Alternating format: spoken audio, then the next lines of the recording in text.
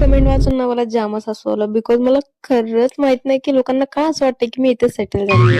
तर असं काही नाहीये, मी गावाला फक्त 2 दिवसासाठी आलेली, बट गॉड नोज त्याच्या मनात काय होतं. 2 दिवसासाठी आलेली मी, आता लिटरली 8 दिवस होऊन गेलेत, पण अजूनपर्यंत मी इथेच आहे. बट जो होता है अच्छे के लिए होता है असं बोलून सोडून द्यायचं आणि मग पुढच्या कामाला लागायचं. आज आपल्याला ना भरपूर कामं होती, जसं की मी मागच्या व्लॉग मध्ये सांगितलं, काकांनी हे सगळं आणून ठेवलेलं.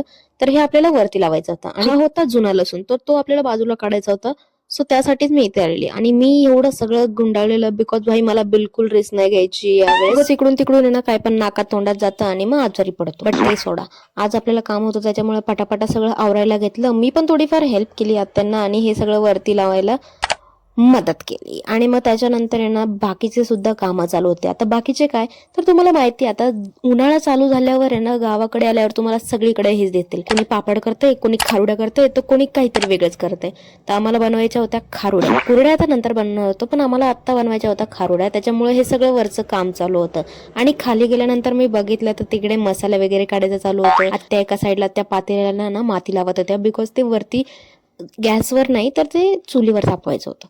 त्याच्यामुळं मग ते सगळं चालू होतं, सामग्री वगैरे. आणि हे सगळं करता करताना लिटरली रात्र झाली होती. त्याच्यामुळे मग आम्ही ठरवलं की उद्या सकाळी लवकर उठूया आणि मग ना हे सगळे खारुड्या वगैरे थापायला घेऊया. त्याच्यामुळे आजचा व्लॉग एवढाच होता. जर तुम्हाला आवडला तर नक्की लाईक करा आणि फॉलो करून जा.